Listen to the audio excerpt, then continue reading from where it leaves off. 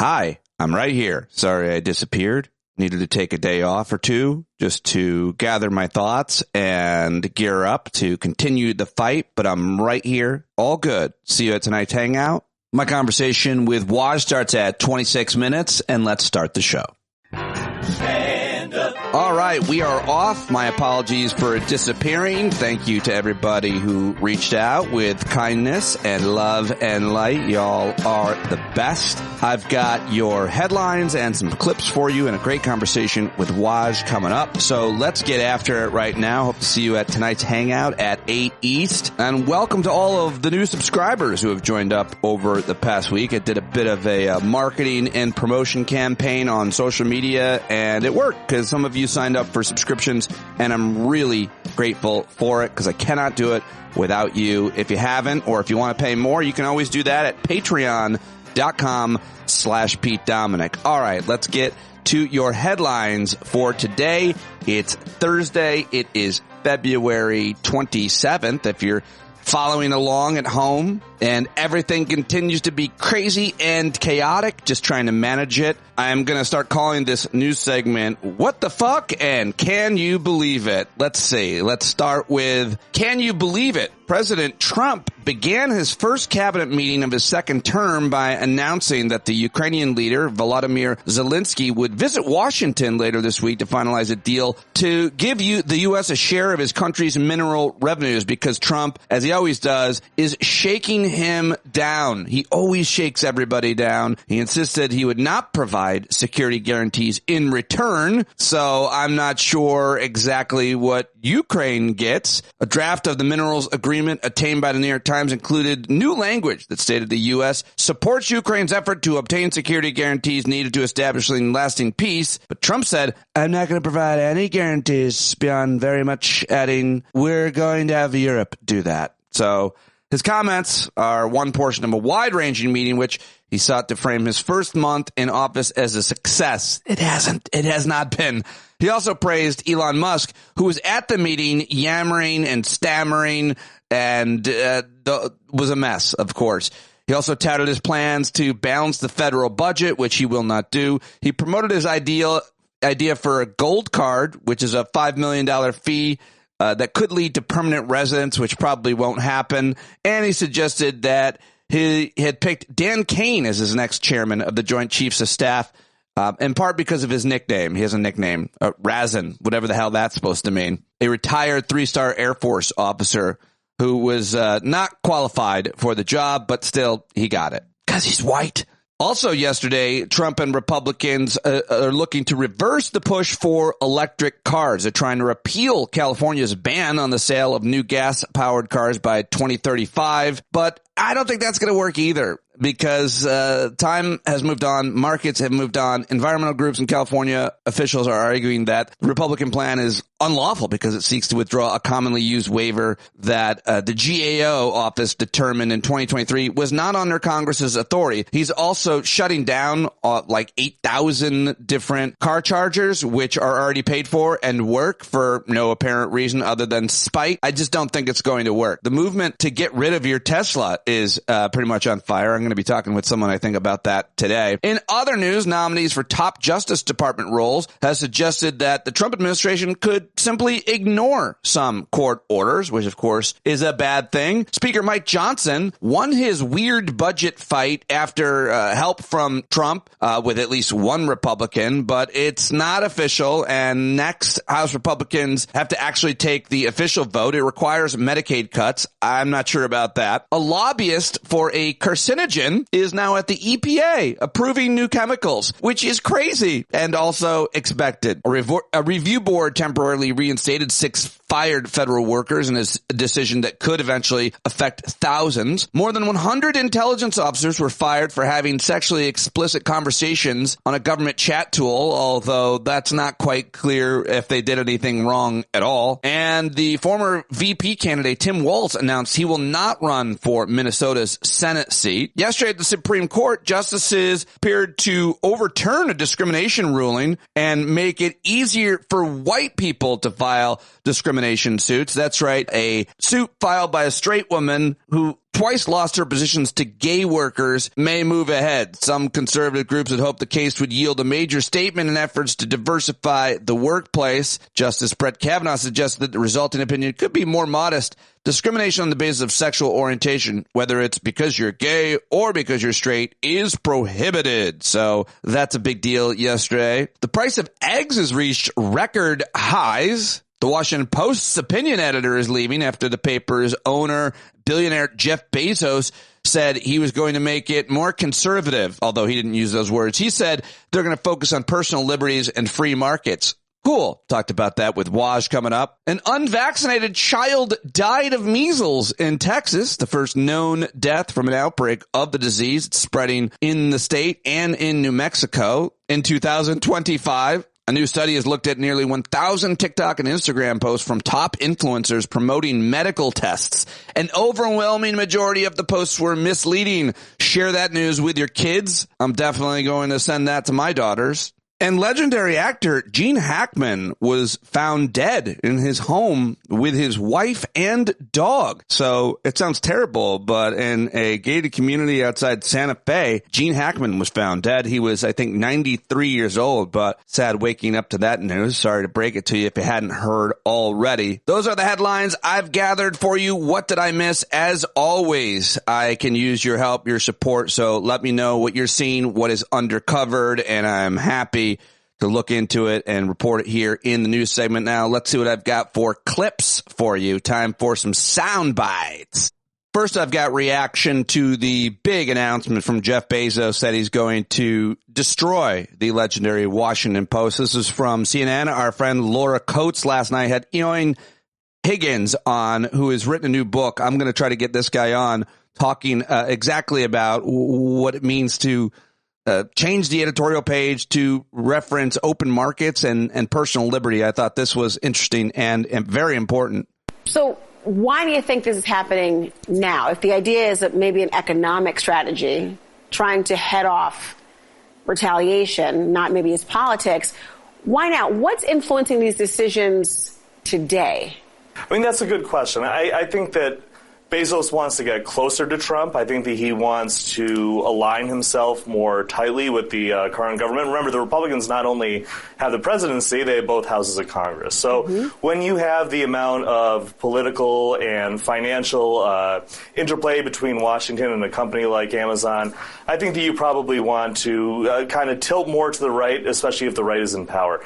Let's also remember, when he's talking about open markets here and personal liberty, he's not talking about the free market approach that might lead to Amazon facing more competition. He's not talking about the kind of personal liberty that's allowing people at his op-ed page to write whatever they want. This is a very specific coded language that he's using that basically means that he wants a more right-wing opinion page, and that's what the New York Times reported today. They reported that he wanted a more, I think he referred to it as a more Wall Street Journal opinion page. That's the Murdoch-Owen paper. So I think that if you kind of look at Bezos's moves in that context, you can kind of see an ideological conservative lean. Yes, to say the least. And also on the show before that on CNN, on Abby Phillips' show, you got to see Jeff Jarvis. I was so happy that they invited Jarvis back on. And this is what he had to say at the table, sitting right across from dumb Scott Jennings. It's a ridiculous word game that's going on here. I mean, who doesn't believe in individual liberties? Who doesn't believe in free markets? Until a month ago, we lived in a democracy and capitalist country. Now we're in an oligarchy and a plutocracy, and things have changed. So for him to say that this is all about individual liberty and free markets is rather like being fair and balanced, if you remember that phrase from another network. It's meaningless. It's vacuous. It means absolutely nothing. Who's going to be against those things? So clearly he's signaling that he's going to use these kinds of made-up words to say, I'm with Trump. And as you said, it's his paper. He owns it. He can drive it in the ground, which he's doing, having lost 300,000 subscribers after not endorsing Kamala Harris. It's his choice, but it's an important institution in this country that he's destroying. So, Marty. All right, here's one more clip from CNN. This is Caitlin Collins last night. She had the Speaker of the House, Mike Johnson, on, and he said that the videos that you're seeing of town halls with angry people are paid protesters. Of course, that's not true. And if it is, where can I get me some of that hard, cold cash? Just asking because, as you know, your home state of Louisiana, about 80% of the Medicaid spending there is covered by the federal government. We've seen it in a lot of red states, of course, across the United States. It's not just a blue state issue. As you have seen through this, and we've seen the blowback that some Republicans in your caucus are getting when they go back home to their districts, worried about these cuts or worried about what DOJ is doing. Do you have concerns that that's anything that Democrats will be able to use to run against those Republicans?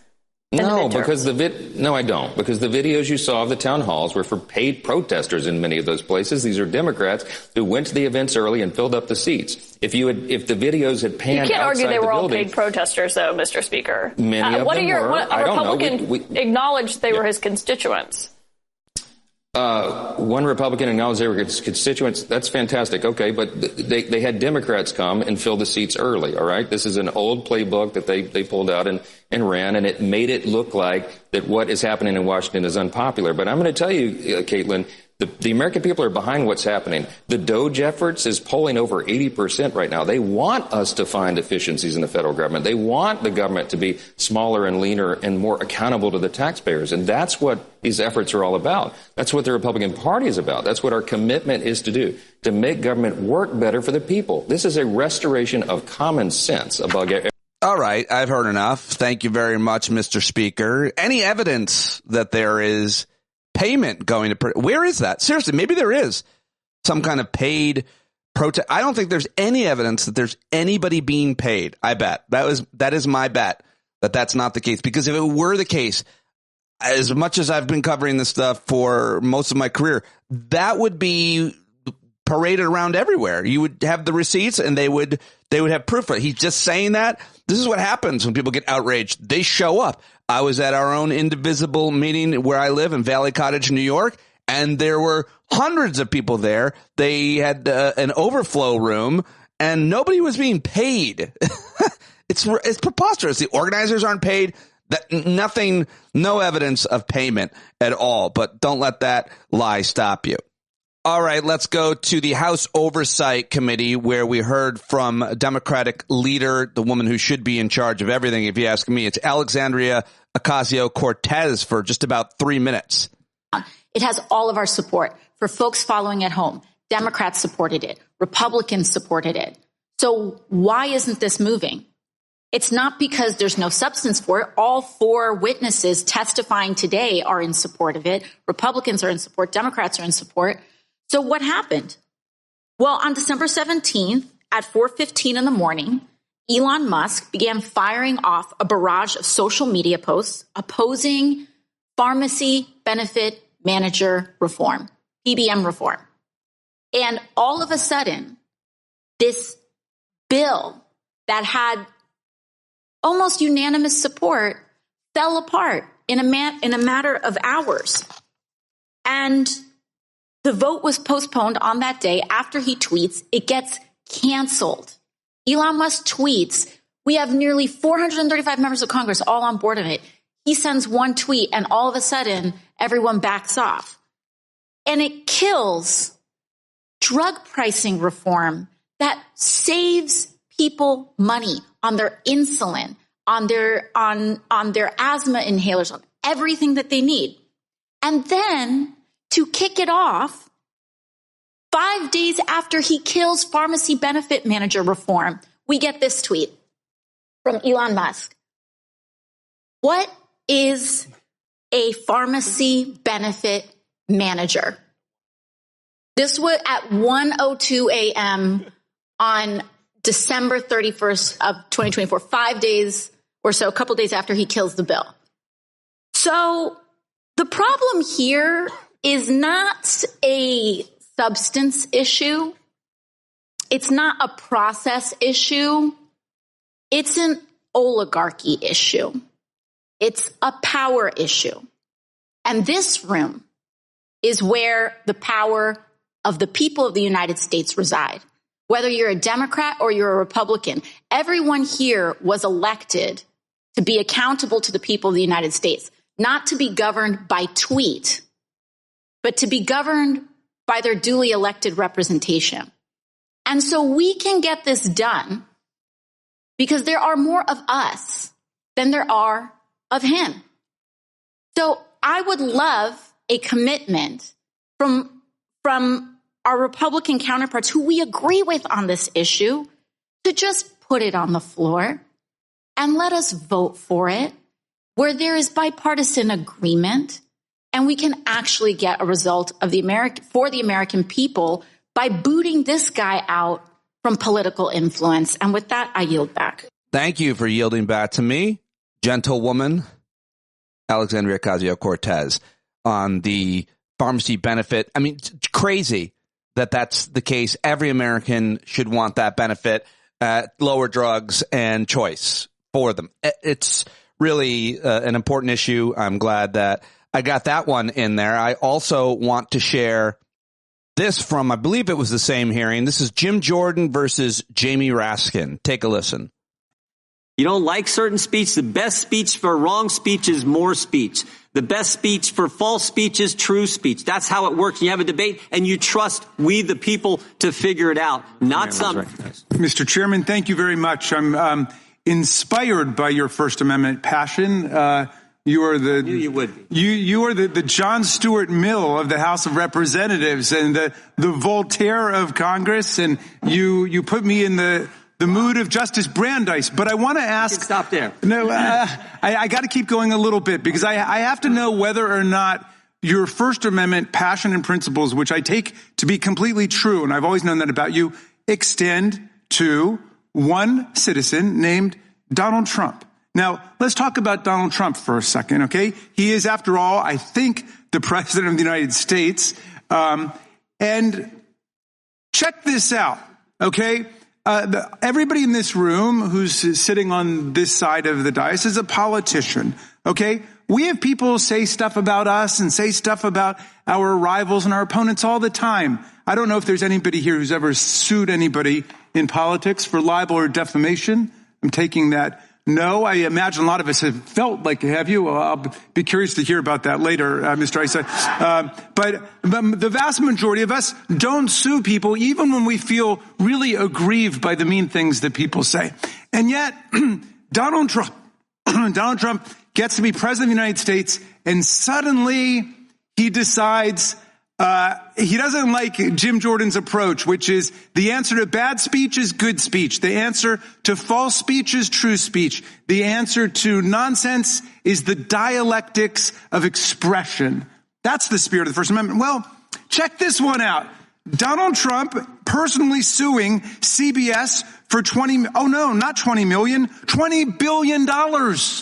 The president of the United States is suing CBS for $20 billion. Why? What did they say about him? Did they lie about him? Did they defame him? No, it has nothing to do with him. It has to do with the way he thinks they unfairly edited a video conversation with Kamala Harris. He said that the way the video looked in the commercial for 60 Minutes was different from the way she appeared. The president of the United States is suing them for $20 billion and ordering the FCC, which is part of the U.S. government and under his unitary executive theory, reporting directly to him like a monarch. He's ordered them to go out and investigate CBS. And meantime, his close friend is trying to take over Paramount. And so he's, of course, completely entangled on the business side. That's not the first time. He did it to ABC with George Stephanopoulos, which settled a suit for him for, I think that one was $15 million. The president of the United States is shaking down the media. Would you guys really be so silent and taciturn about this if it was Joe Biden doing that? Honestly, I'm just waiting for one person to answer me honestly about it. Would you guys be okay if Joe Biden had been the one who had said destroy a grand jury subpoena against the Democratic mayor of New York for corruption? Would you be okay with that? But suddenly, because it's Donald Trump, you don't want to do oversight on it. It's the most amazing thing in the world. And they're young people watching, and this is the U.S. government. And we're going to be silent with all of these attacks on the First Amendment where the president is saying, I don't like the words you use. I want you to say Gulf of America, not Gulf of Mexico. Associated Press is now banned from this room. I'm kicking you out. I mean, come on. This is the United States of America. Will any of my friends over there, all of whom understand and love the First Amendment, say it should apply even against the President of the United States? And I know you voted for him, and you'd vote for him again if the Constitution changes and so on. But leaving all that aside, does the First Amendment not apply to him? So I find that we are in an astonishing situation. Well, all right, there you go. Jamie Raskin yesterday, and I've got one more clip from, I think, that same hearing. We've heard from two of the stars of the Democratic Party, but here is another one who is fast rising and one of the strongest, most outspoken, most brilliant, and one of my favorites, one of our favorites, Jasmine Crockett, putting all those Republicans on the spot, seeing if anybody would admit that it was Russia who invaded Ukraine, not the other way around, like Trump wants people to believe. It is time for us to say, Mr. President, guess what? Russia invaded Ukraine. Can we at least agree on that one? Facts matter. Yo, this is literally potentially putting us into an international crisis. We may be heading towards the next world war because we have a president that wants to pal around with Putin and wants to do everything to make him feel good, including lying about who invaded who. Mr. Chair, I got a minute left, but I really want to yield to any of my colleagues and ask them if they will say today, very basically, that when it came down to the war in Ukraine, that it was not Ukraine that invaded Russia, it was the other way around. Is there anybody in here that has enough courage to say that Russia invaded Ukraine? You can have my time. And this is yet the problem. Yep, nobody said it. Well done. More of that. All right, well, let's end on some laughs, shall we? We always love Jimmy Kimmel, at least I do. Here's a bit from his monologue on ABC's Jimmy Kimmel Live last night. The other luxury experience Trump is currently penning is this Gaza Lago nonsense. You know, there's a lot of weird stuff on the internet, especially with AI. But this is a video that was posted on the official social media accounts of and by the President of the United States. And then Kimmel shared the video, and here he comes back at the very end of it. I play for you. Number one. Did I just see men with beards and bikinis? Even Kim Jong-un is like, that's a little much, you know? That video, it's a perfect example of who Donald Trump is. He doesn't think about the death or the suffering. He doesn't care about the people who've been killed or held hostage or don't have homes. What does he care about? Building hotels on that. There is no problem that can't easily be solved with a real estate development named after him. The worst part is he thinks that looks like fun. He thinks it looks great. It's like a cruise ship crashed into Saddam Hussein's house or something. Who would even want to go to a place like this? I mean, traffic's a nightmare. You have to drive around these big dumb statues. Everybody's walking around with balloons like they're the clowns from It. Nightclubs are full of lecherous old Americans groping belly dancers with their webbed frog hands, and you got Elon shoveling hummus into his face, and there's sand at the pool and surrounded by fat old men. And with that said, I did like the music. It was kind of catchy. And all right, Kimmel last night on ABC. Let's head over to CBS and see if Stephen Colbert is censoring his speech yet. Welcome to The Late Show. I am your host, Stephen Colbert. Ladies and gentlemen, today marks the fifth week of Trump's second presidency, and it is clear, even at this point, even at this early stage, it is clear that he is hell-bent on dismantling our federal government and ending our 80-year-long Western alliance. But on the bright side, these people clearly don't have a clue what the they're doing. Now,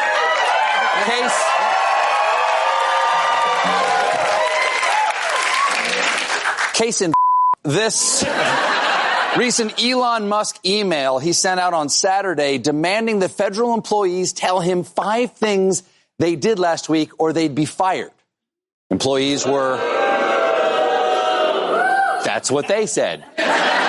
Employees were not thrilled, leading some to respond with very rude emails listing fake, vulgar accomplishments, even sending links to graphic images of sex and scatological content. Now, yes, good for them. Now, if there's anyone out there who don't know what scatological means, bitter-de-boop-bop, beep-bop, shitter-de-beep-bop, that's poop. Now, all right, I liked it. There you go. There's some comedy for you here at the end. And there'll be more in Vegas at PODJAM. If you got your tickets yet, it's going to be awesome. The ladies of the Hue are going to join us, as well as J.L. Covan, Christian Finnegan, and Ophira Eisenberg will be bringing laughs. Aaron Carroll, Eric Siegel, Tim Wise, Mara Quint.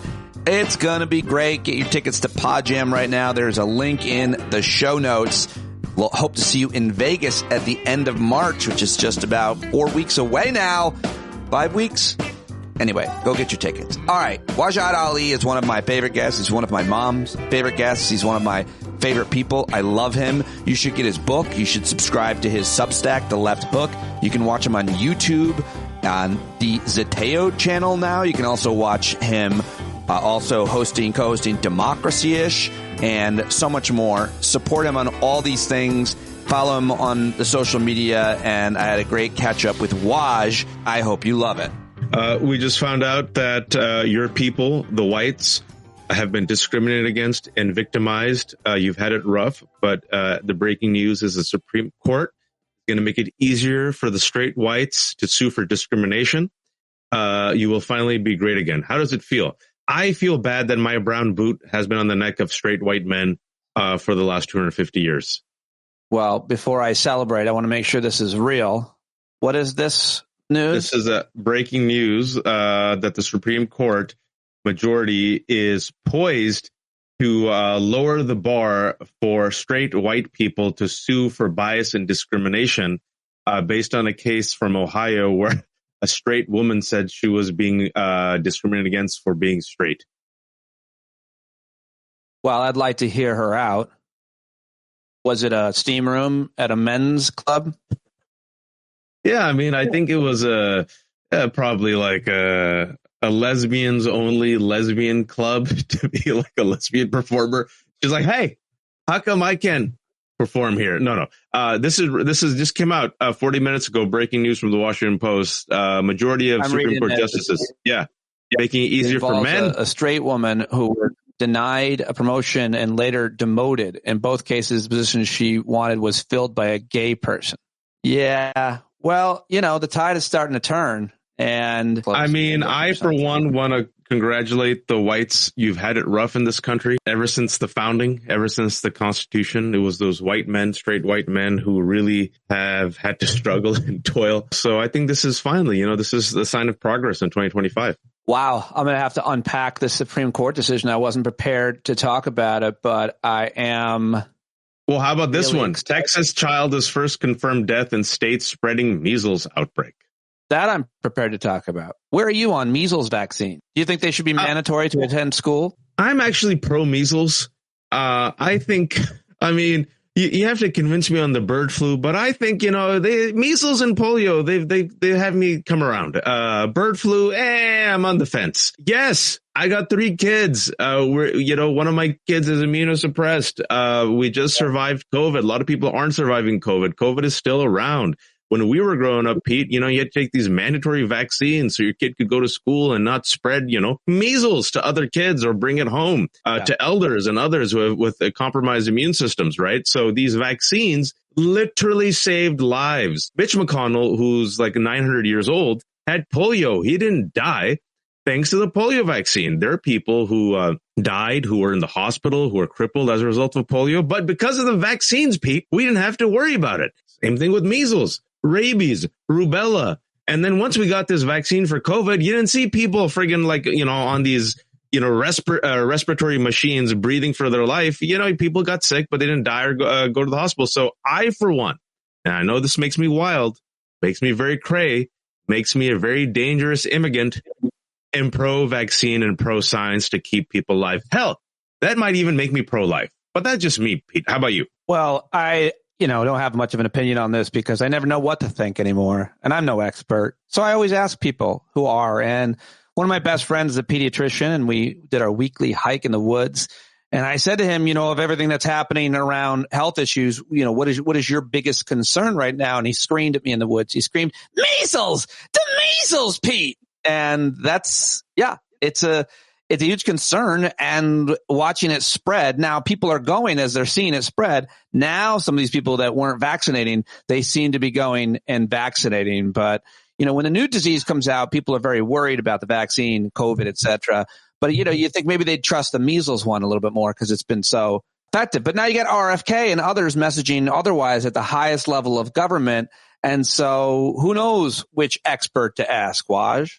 It's a very astute observation. I appreciate the subtle humor in there because you actually are informed, but you are mentioning one of the key crises of our day is that otherwise, as you know, not stupid people, not evil people, just regular average Jose's and Janes and Joes, they're confused. Blitzkrieg of misinformation. They don't know what to believe. I have friends, Pete. These are individuals who are super educated, right? Like more so than most. People who are professionals, people who make more money than you and me, worldly, traveled. And they come to me, either on WhatsApp or sometimes when we meet. Hey, man, I heard this. Is this true? I even had doctors during COVID, when it was the height of COVID, when we were on lockdown, literally sending misinformation saying, is this true? And I'm like, you're a friggin' doctor. Like these are doctors. So, your point is actually on point about the fact that so many folks have, I heard, man, I don't know what. And especially when you talk about kids, right? This, it's fight, flight. You become, bear mama, bear papa, what? The trans are going to take over my children. What? Vaccines might make my kid autistic. But, now you got parents, Pete, who know better, but because of misinformation, they are not vaccinating their kids from measles.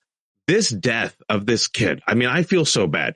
I literally just said this maybe yesterday.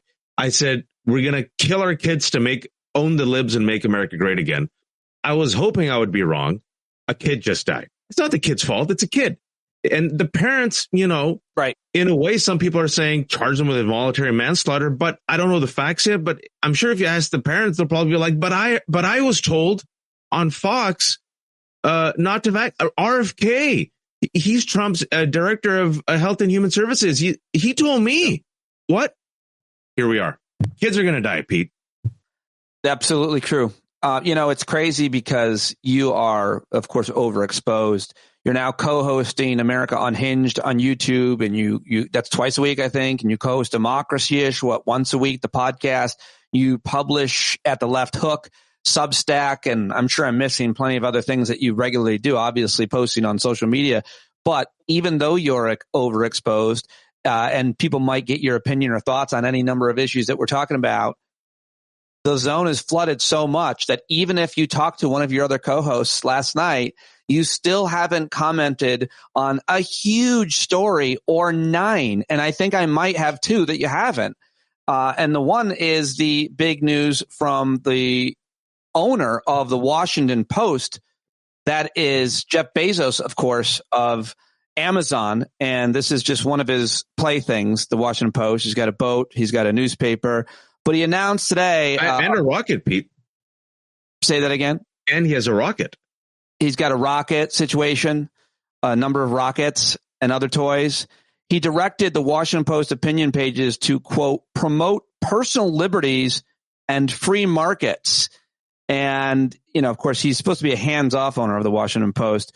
He emailed his staffers this morning about a change he's applying to the paper's opinion section that appears to align the newspaper more closely with the political right.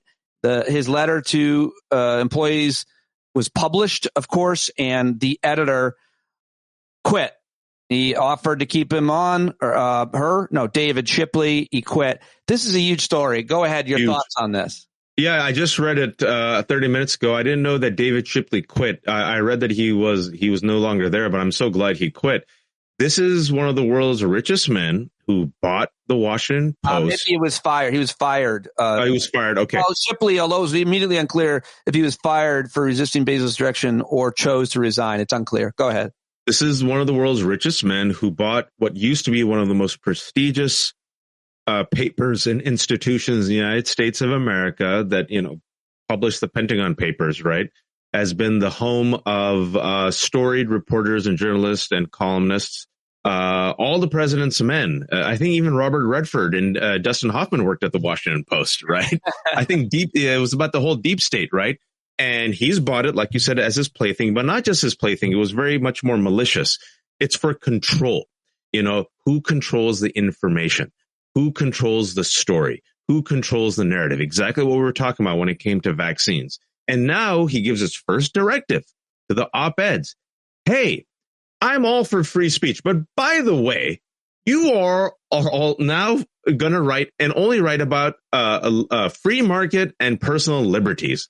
So my first, if I was a columnist, I would just test it and go off on this note. I'd be like, in order for the free market to really benefit, billionaires should not buy newspapers, and billionaires who own companies such as Amazon should engage in collective bargaining and empower workers. That's how you help the free market. That's how you help the economy. That's how you help democracy. Publish it and then get fired. And along those lines, publish a opinion piece in the new free market editorial page that argues to remove all subsidies from fossil fuel industry and every energy industry, all of it. No solar subsidies, no gas and oil subsidies, and also no subsidies for any of Elon Musk or any automobile manufacturers. No subsidies. Create an actual free market as opposed to government picking winners and losers. How about that idea? As you mentioned that the Post came out with an article today that I'm so glad it finally did. I've been trying to tell people this. Musk's business empire is built on $38 billion in government funding. That's your taxpayer dollars. Without your taxpayer dollars, Elon Musk could not have become the richest man on earth. As he is bragging about cutting over 20,000 federal jobs, these are individuals who had incomes, who no longer have incomes. They don't know how they're going to pay their bills. He's going to keep, slashing and cutting, even though he's not the head of DOGE, according to the Trump administration and their court filing. But somehow he's now addressing, as of today, I don't know if you saw it, he's literally addressing Trump and his cabinet. Why? I have no idea. As he's bragging about these lazy federal workers and these institutions that he's gutting, he got $38 billion, and the State Department is going to give him $400 million for his stupid Cybertruck. So maybe I agree with you. Billionaires should not be getting taxpayer subsidies for their businesses. They should rely upon their own merit and the free market and compete. What about that, Pete? I think that'll be a great piece. I look forward to the government removing subsidies from all those billionaires. The phrase or idea conflict of interest doesn't hold any weight or water anymore, but there couldn't be a greater one than having Elon Musk inside the federal government deciding who gets paid and who doesn't when, as you just mentioned, he built his empire, at least in America, and I'm sure every other country, on the wage between the federal government taxpayer money and his automobiles. And also, the funny thing is people think he's this genius. He didn't create Tesla.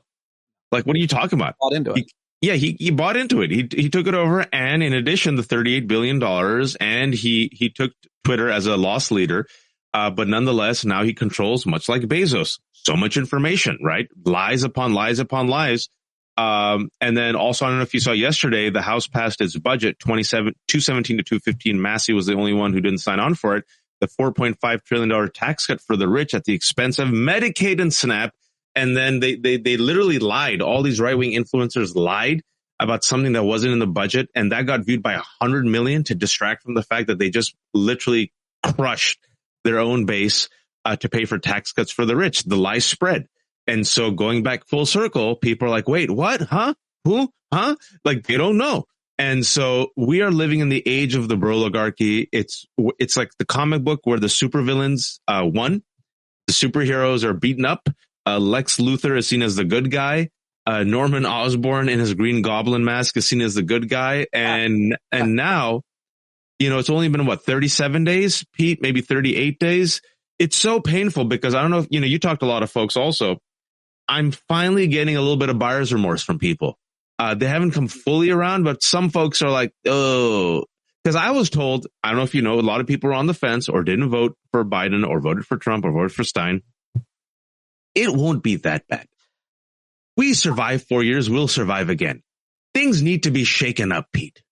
I don't love the analysis that leads from buyer's remorse or anything remotely like that about how people who didn't vote or voted for Trump are regretting their vote. And that means that in the next even midterm elections, much less presidential elections, they would turn to the Democratic Party. The reason I don't like that analysis is because I'm not sure about the midterm elections. What I want to know is those people that might have buyer's remorse, that might lose their job, their health care, their 401k might crater. They might be spending even more money than they already are on everything, groceries and everything else.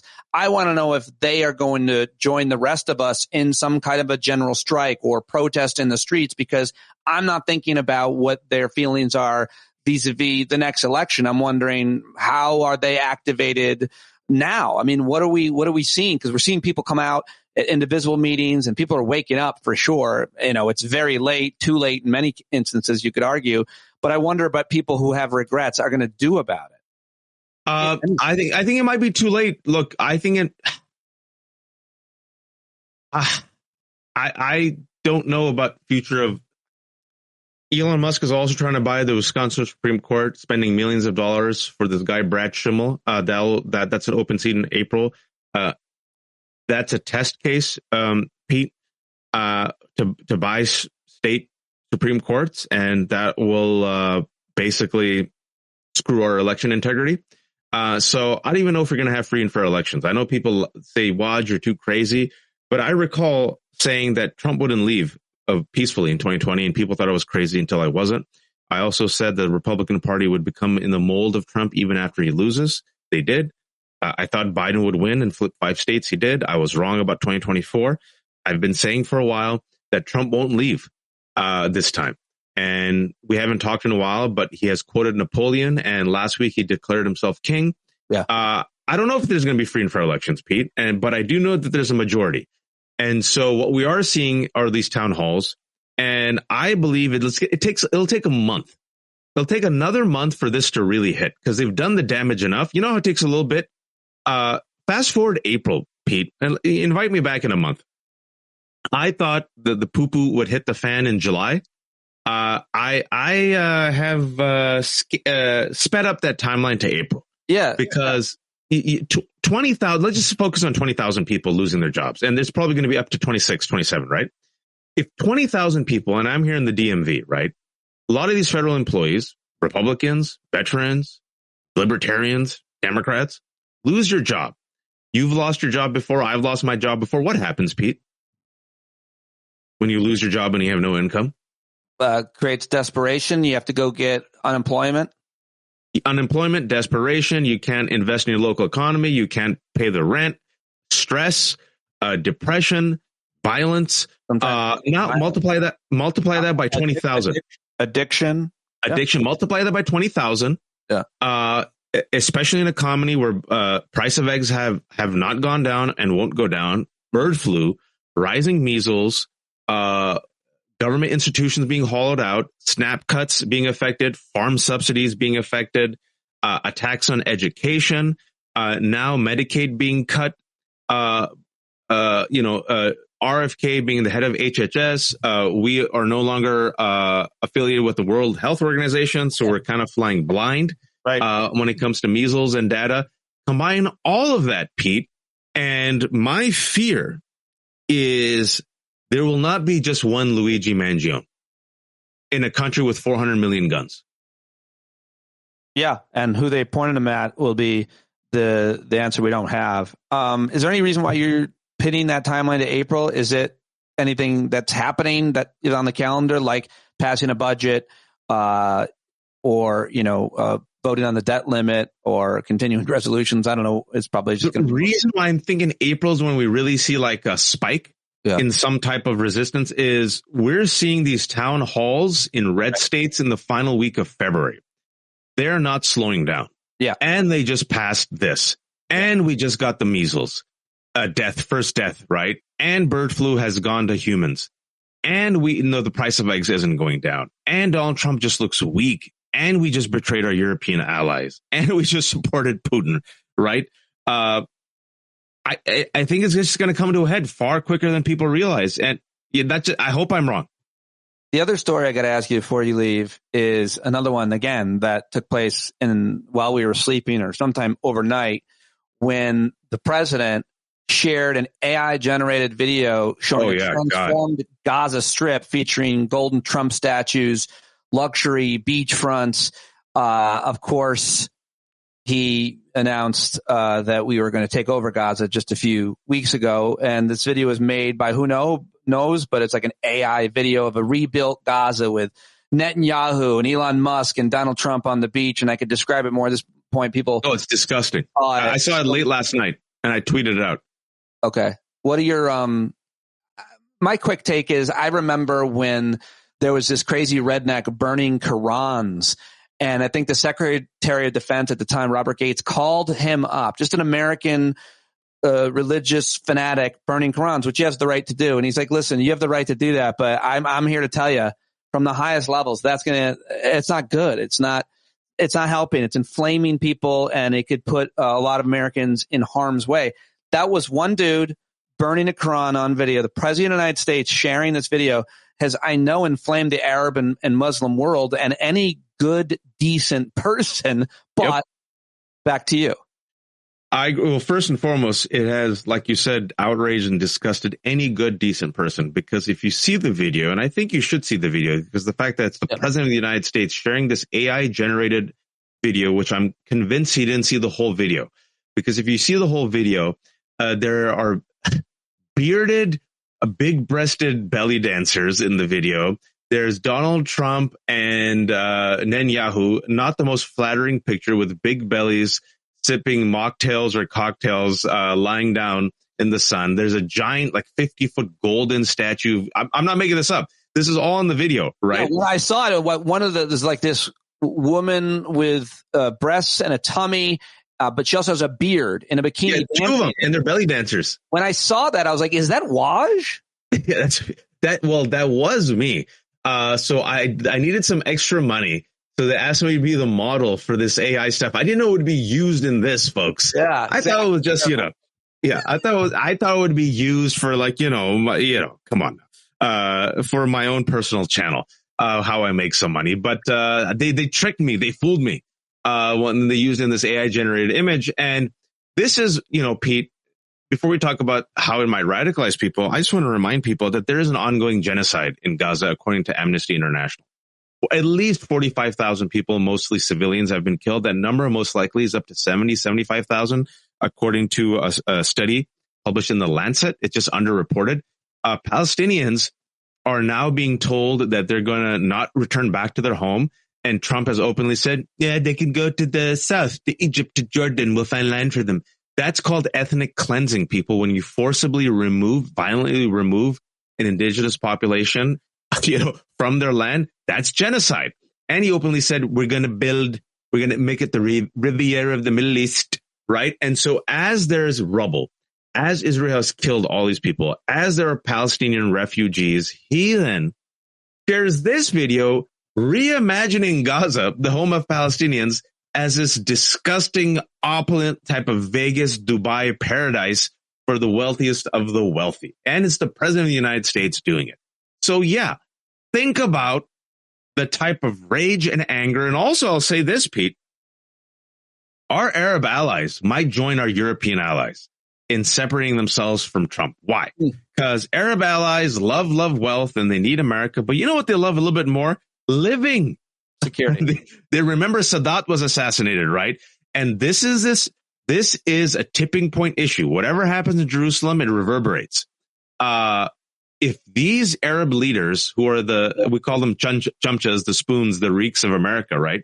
But if the leader of Jordan, leader of Egypt, even Saudi Arabia, if they're seen as openly, nakedly, shamelessly betraying the Palestinian people at this moment in this way, Pete, they risk violence and instability in their own kingdoms and leadership. And they're not going to risk that. And what we also saw, Pete, is Europe now is actively preparing for your future where not only is U.S. not an ally, but is an active threat. Elections matter, Pete. All so well said, and I'm so happy to catch up with you. Thank you very much for joining me. I look forward to talking to you and seeing you, and I love what you're doing on the YouTube and obviously on the Substack. And let's talk again soon, my friend. Thank you. Thank you. Take care. And there he goes, everybody. Go watch him on the YouTube. Support him there. America Unhinged on the Zeteo channel, as well as Democracy-ish with Danielle Moody. Subscribe to his Substack, The Left Hook, and follow him on social media. Get his book. What else can I say about our friend Waj? He's the best, and I'm so grateful whenever he joins me. All right, I'll be right back here tomorrow in your ear holes, and I'm very happy that you had me today. Thank you so much for your support. Go buy John Carroll's new album, johncarroll.org, right now. His new album is available to order, and I've just gotten it in the mail. I see the package, but I haven't gotten to rip it open and listen to it yet. I'm very excited, and so go to johncarroll.org and buy it yourself right now. That's it. That's all. Take us away, John.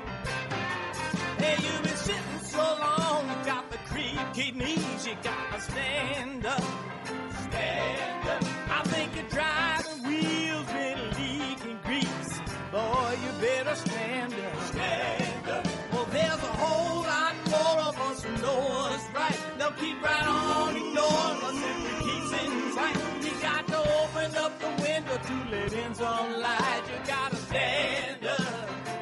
That's right. We got to rise up. You got to stand